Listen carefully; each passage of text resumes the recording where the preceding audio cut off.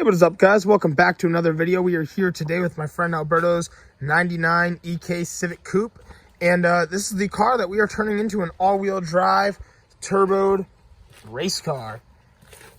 And just want to give you guys a quick look at the car before we jump into the video. At this point, I think it's part 3, and we are going to be continuing the engine build-up today. But we're going to hop into it right now. We're going to go into the garage, and we're going to start assembling the engine. So welcome back to part 3 of the Honda Civic Turbo all-wheel drive build, and we are here with the block right now, and it's looking pretty clean, but we still got to hone it out, really give the piston rings a good place to seat. So once we get into that, I'll take some videos. So we put a little oil on the honer, and now we are honing the cylinder walls. And we've taken our measurements. You take about 6 measurements, and all of the cylinder walls are in spec from factory still. So whoever drove this was just some old guy who really took care of the car, did his oil changes and everything like that. So once you finish honing, that's basically what your cylinder walls are going to look like. So something we have going on right now is we're going to be reusing these rods. I mean, they probably only have like 500 miles on them since the last build. But essentially, there's these little clips, retaining clips in here that we got to pop out of place. And then we're going to pop the wrist pin out of the piston and slide this rod out of place and get it ready for the new piston heads. So right here we have the new piston head and we have the rod in place. We pushed our wrist pin in. It goes in real smoothly. You can put a little bit of lubrication on there. And now we just have to work our clips in very carefully, and then we will move to the next 3 that we have left. Yeah. So right here, this is what we have going on. Right. So we have 3 rings that we're gonna run. We have 2 small ones that are right here. You can kind of see them overlapping. You're gonna set one in place, then you're gonna set this this little crinkle ring right in between them, and then you're going to run your 3rd ring on top. And essentially, this is just a quick graph. I don't know what the rings call. I apologize for that. But you do not want to overlap them. You want them to just kind of like meet as if they are factory. So you do not want that overlap at all. So right now for this specific build, we are going to want our 2nd compression ring gap to be at 25 thousandths.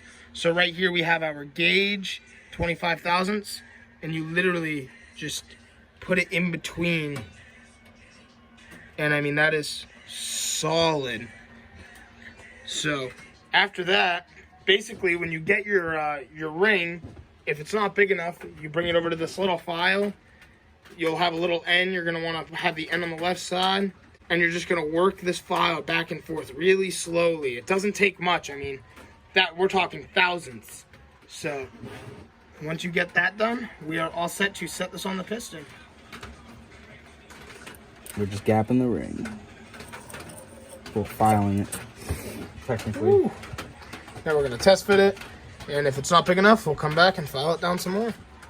Also, I'm personally pretty new to building engines. This is my first time really assembling one. So, to put it into perspective, these are our oil rings.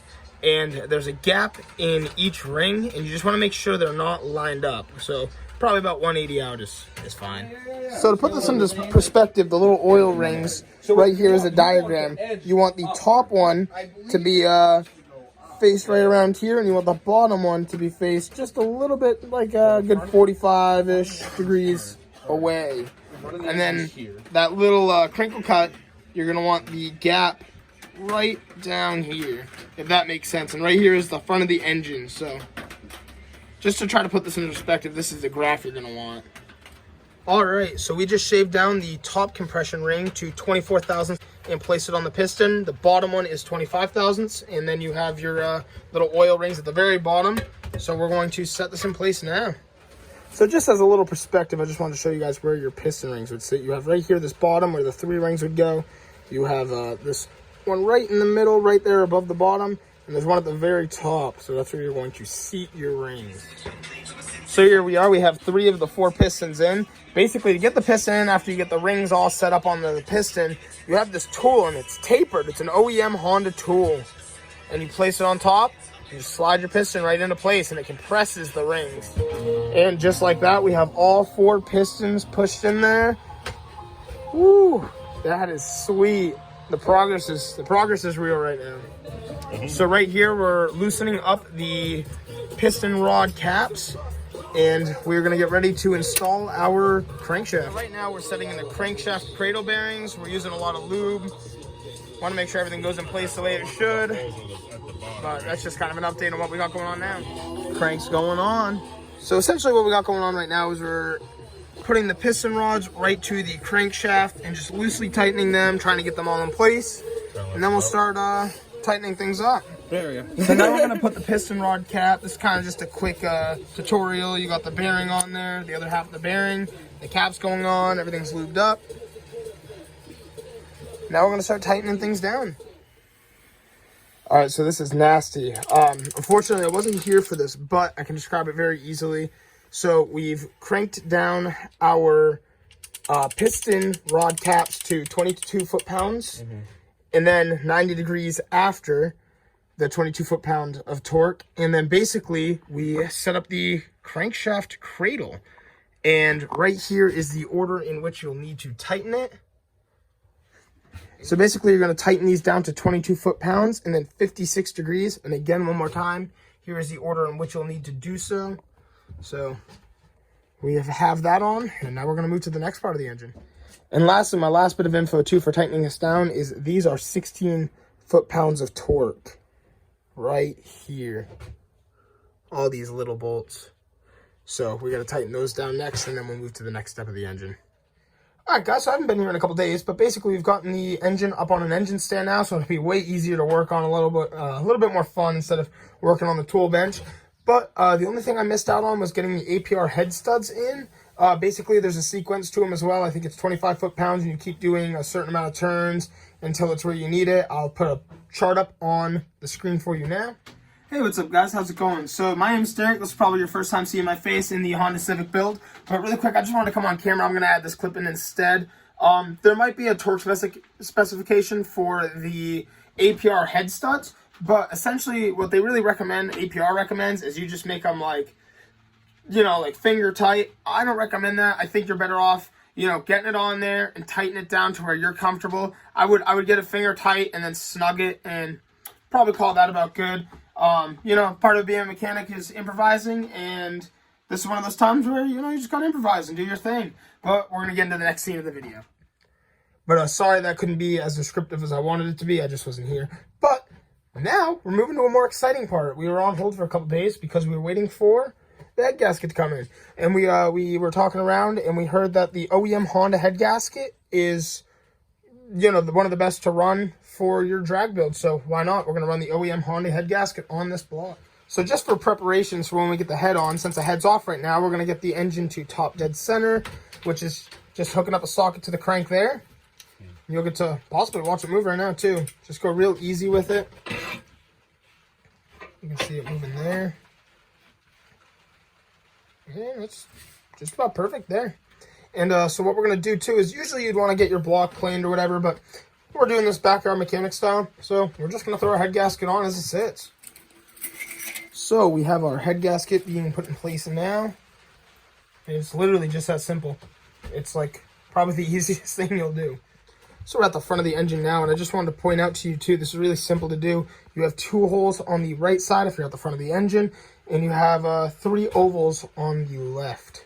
So that's just a pretty good indicator. It'll match right up. It's pretty self-explanatory. All right, so we've got the head going on right now. This is a job that's going to take a few seconds just to make sure it's in place properly. You want to be really careful you do not damage your head gasket, and you want to clean up your surfaces properly as well. All right, so we've just gotten the heads placed onto the block. Back here, there was a little dowel, so you're just going to make sure that's sitting flat on there. And right now, you can see each one of these head studs will have a little washer right in front of it. Make sure you have all of those in place. And we are going to tighten down our APR head stud nuts. There's a torque sequence for this as well, and I will show you guys that on video. All right, guys, really quickly, too, what I'm going to show you is basically I'm going to pop up the torque sequence you need. But we're going to tighten these. Here's the sequence up on the screen. And then we're going to tighten it with 30 foot-pounds. Then we're going to go to 50. And then we're going to go to 80. And what we're going to use is a 1/2 inch 12-point socket. You saw the torque sequence, so we're going to start with 1.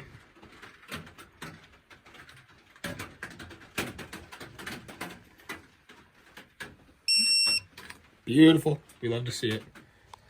And one of the most important parts right now, I'm going to take a quick second. We are grilling. We got some hot dogs on the grill. We got some homies coming over. So we're going to eat our hot dogs. We're going to hang out. And we're going to just keep on working on this engine. It's coming along pretty well, though. I'm actually really excited with all the progress we've made. And only 3 parts of the series, to be honest. They're a little scattered out. But don't forget to go check out part 2, the one before this, of us disassembling this block. All right, so we've just torqued down our bolts to spec. Remember, it's 30, 50, 80. All right, so we've just put on our camshaft bridge. We just set it on top of here for right now. These are roller rockers, and this is a K20 Z3 head and rockers and camshafts.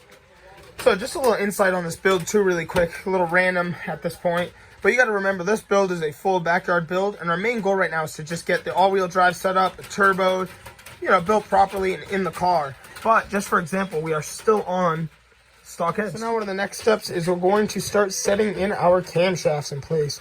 And these are off of a DC5, the Japanese version, Type R, which is technically an RSX in the States. All right, so you're going to want to lay your camshafts out just like this. You got this thicker one right here, and this is going to be on the intake side. The intake side is the same side as your starter. And then this is the exhaust side. And to have them top dead center, you have a mark right there and an arrow right there.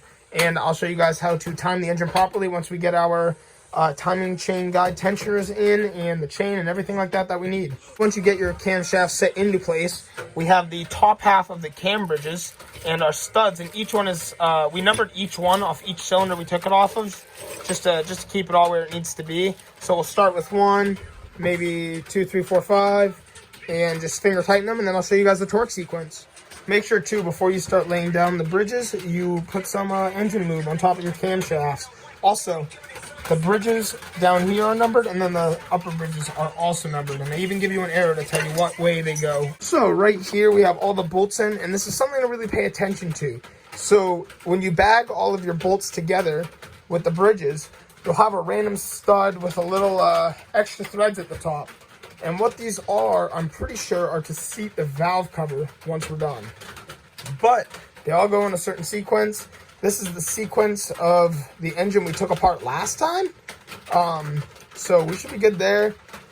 We were just watching back some videos from when I took apart the engine off of the CRV. And now we're using a different head and all that stuff. But they're all relatively similar. I think it's the same valve cover and everything. But this is just what you're going to want to look at. We do need to just locate an extra bolt for right there. It wasn't on the last build for whatever reason. And there was one in the CRV. So we're going to make sure we locate that. I will give you guys the torque specification and all that at the start of the next video. We're going to call this a night. I'm actually going to call this a video. We've gotten quite a bit done in this video alone. But pretty excited to take you guys along with me for this this journey. But again, stay tuned for the next video where we tighten these up. I show you the torque specification.